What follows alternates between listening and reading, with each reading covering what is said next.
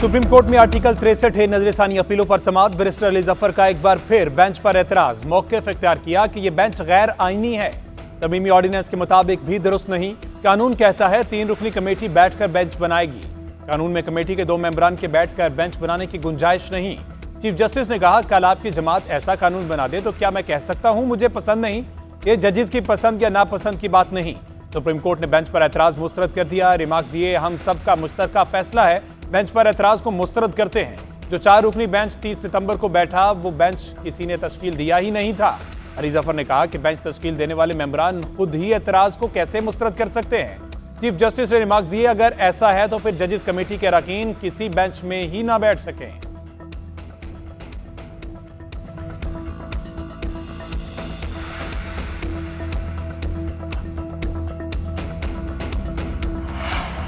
Article 63 की समाअत के दौरान वकील की चीफ जस्टिस से बदतमीजी। पीटीआई के वकील मुस्तफिन काजमी ने रोस्टम पर आकर कहा, बाबर 500 वकील हैं, बाहर देखते हैं आप किस तरह हमारे खिलाफ फैसला देते हैं।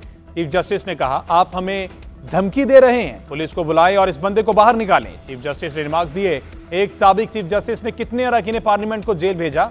साकिब निसार ने आपके कितने अरकान पार्लियामेंट जेल भेज दिए? मेरा गुनाह यह ठहरा कि मैं बर्दाश्त करता हूं। मेरी वालदा ने कहा था, जो कहता है वही होता है। जजेस से बदतमीजी का यह तरीका अब आम हो गया है। यूट्यूबर कमरा अदालत से बाहर जाकर अब शुरू हो जाएंगे। जस्टिस नईम अख्तर ने कहा, इस पर अब प्रोग्राम होंगे।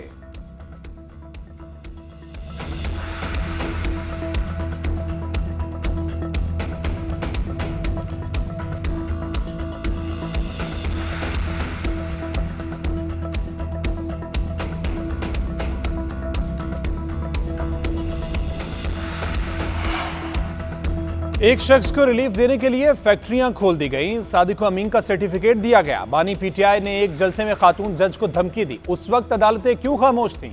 जिन लोगों ने अदालतों को आंखें दिखाई वही आंख के तारे बने हुए हैं।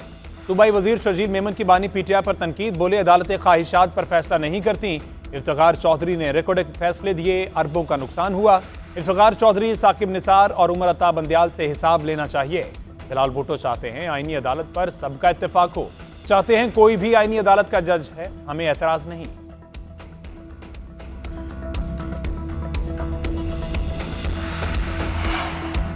पाकिस्तान तहरीक इंसाफ का आज एहतजाज का ऐलान। पंजाब के 6 अजला में दफा 144 का नफाज। फैसलाबाद, मियांवाली, भावलपुर और दीगर शहरों में दफा 144 नाफिज कर दी गई। सियासी इज्तिमात, धरनों और मुजाहरों पर पाबंदी। मुख्तलिफ शहरों में कंटेनर्स खड़े कर दिए गए। मियांवाली में मोबाइल फोन और इंटरनेट सर्विस मुअत्तल। जिला इंतजामिया की सिफारिश पर रेंजर्स तैनात। शेख वकास अकरम का कहना है कि पंजाब के बेशतर मोटरवेज बंद हैं। फैसलाबाद मुकम्मल तौर पर सील कर दिया गया। सदूर और जनरल सेक्रेटरीज को उठाकर नामालूम मकाम पर मुंतकिल कर दिया गया। चेयरमैन सुन्नी इत्तेहाद कौंसिल साहिबजादा हामिद रजा के साथ हसन रजा को भी उठा लिया गया। पंजाब पुलिस गासिब फोर्स का रवैया अपनाए हुए है।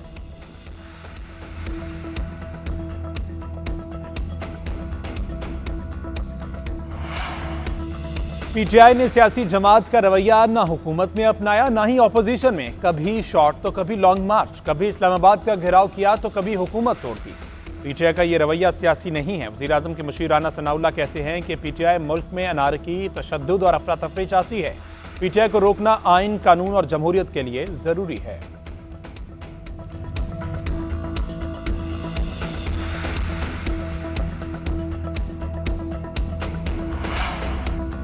मुल्की मईशत इस्तेहकाम की जानिब गामजन है। महंगाई मुसलसल कम हो रही है। वज़ीर आज़म का हुक्म है कि हुकूमत सिर्फ पॉलिसी फ्रेमवर्क देगी। बैंकिंग सेक्टर सरमायाकारों को सहूलत फराहम करेगी। वज़ीर ख़जाना मोहम्मद औरंगज़ेब का इस्लामाबाद में तकरीब से खिताब। कहा, पायदार माशी इस्तेहकाम के लिए इस्लाहात लाना होंगी। टैक्स टू जीडीपी को बढ़ाना होगा। टैक्स फाइलर्स की तादाद में इजाफा खुशाइंद है। माशी तरक्की के लिए इक़दाम किए जा रहे हैं।